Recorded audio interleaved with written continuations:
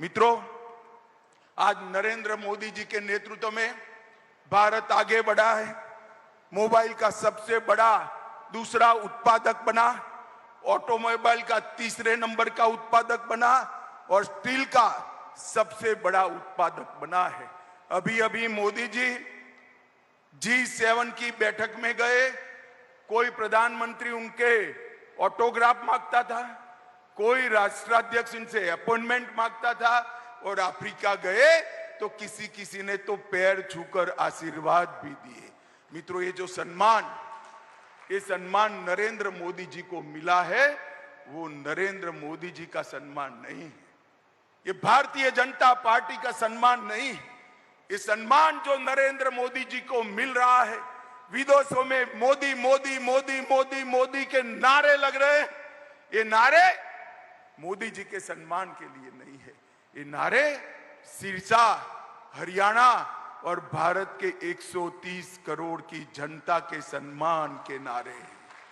मोदी जी ने दुनिया में भारत को आगे बढ़ाया है।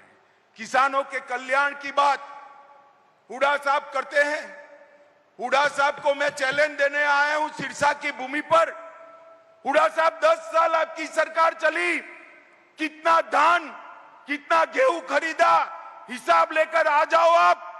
सबसे ज्यादा धान, सबसे ज्यादा गेहूं अगर किसी ने खरीदा है, सबसे ज्यादा दाम से खरीदा है, तो नरेंद्र मोदी जी ने खरीदा है। मित्रों, नरेंद्र मोदी जी ने खरीदा।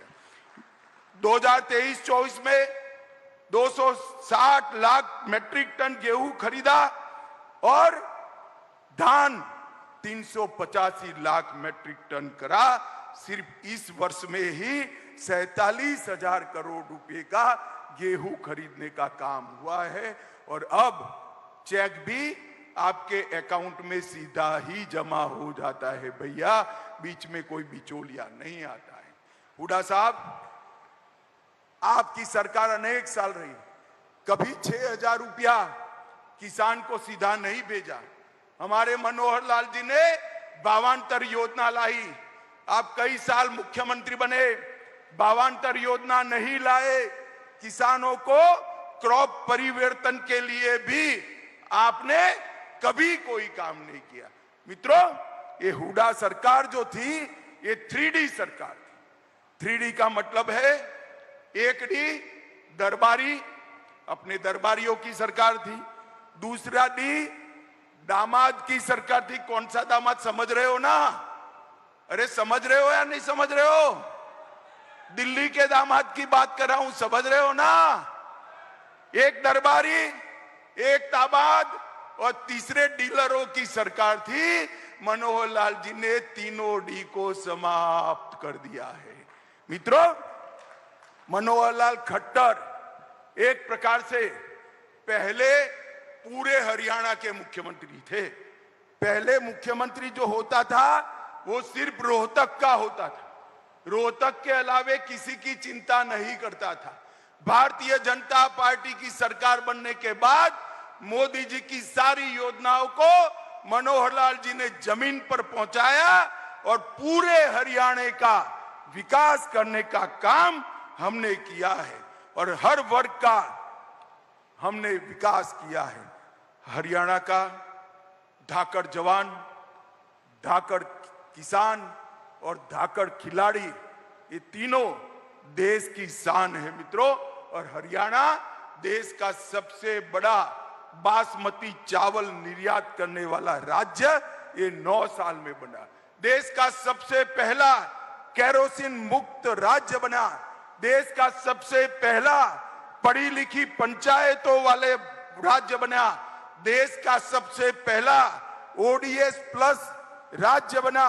और हरियाणा की विकास दर 2015 से 22 तक 6% से ज्यादा रही है।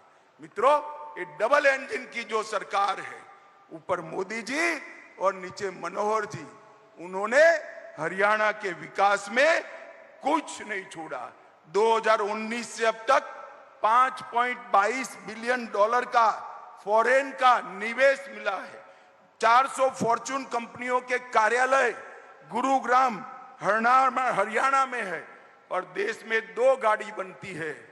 मेरी बात ध्यान से सुनना सिरसा वालों, देश में 2 गाड़ी बनती है तो इसमें से 1 गाड़ी मेरे हरियाणा से बनकर देश में जाती है। मित्रों, हरियाणा नशे का शिकार बन रहा है।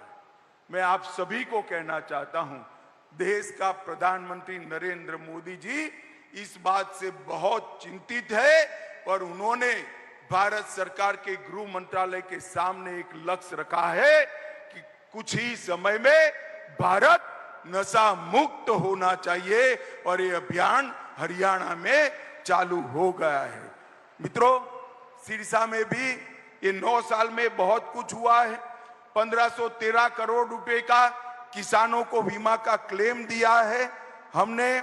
राष्ट्रपति द्रौपदी मुर्मू ने 22 एकड़ भूमि पर 1000 करोड़ के साथ मेडिकल कॉलेज की आधारशिला रखी। सिरसा फतेहाबाद मार्ग का निर्माण चल रहा है। कई नए पुल बन रहे हैं। सिरसा के तेजाखेड़ा, आशाखेड़ा और चौटाला की जमीन पर मेगा फूड पार्क बन रहे हैं। सिरसा में एक नए जल उपचार संयंत्र का निर्माण हुआ है और सौर ऊर्जा केंद्र भी गुजरात में बन रहे, सिरसा में बन रहे हैं। मित्रों, एक कॉन्स्टिट्यूएंसी में इतना सारा विकास कभी पर नहीं हुआ। सुनीता दुग्गल हमेशा भारत सरकार के मंत्रियों के पास आपके सवालों को लेकर झगड़ा भी कर लेती है और गिड़गिड़ा भी लेती है। एक ताली सुनीता बहन के लिए बजा दीजिए सभी लोग। मित्रों, ये हुड्डा जी हमेशा कांग्रेस की बात करते हैं। मैं हुड्डा जी को पूछने आया हूं, हुड्डा महाराज, हिसाब लेकर हरियाणा की जनता को दो कि आपके शासन में, कांग्रेस के शासन में ऊपर नीचे दोनों आपकी सरकारें थी, आपने हरियाणा को क्या दिया। मैं आपको कहता हूं, कांग्रेस की सरकार थी तब 2004 से 14 तक हरियाणा को डिवेल्यूशन और ग्रांट इन एड के कुल मिलाकर 40,000 करोड़ रुपया दिया था। कितना दिया था भाई, जरा बोलो तो? 40,000 करोड़। और नरेंद्र मोदी जी ने 40,000 करोड़ से बढ़ाकर 1,30,000 करोड़ रुपया देने का काम किया है। 1,30,000 करोड़ रुपया, और वो हमारा हिसाब मांगते हैं। मित्रों, हमने 1400 किलोमीटर नए नेशनल हाईवे बनाए, 17 नए राष्ट्रीय राजमार्ग हरियाणा में घोषित किए, 20,000 करोड़ रुपए से आर्थिक गलियारे की योजना बनाई, 12,150 करोड़ की लागत से सबसे बड़े गुरुग्राम पलवल नूह जिलों से गुजरने वाले एक्सप्रेस वे को बनाया। 4,000 करोड़ की लागत से कुंडली मानेसर पलवल एक्सप्रेसवे का उद्घाटन हो चुका है और इसके साथ साथ 11,000 करोड़ की लागत से खरखोदा में 10 लाख वाहन की प्रति साल क्षमता रखने वाली मारुति का विस्तारीकरण कार्यक्रम हुआ।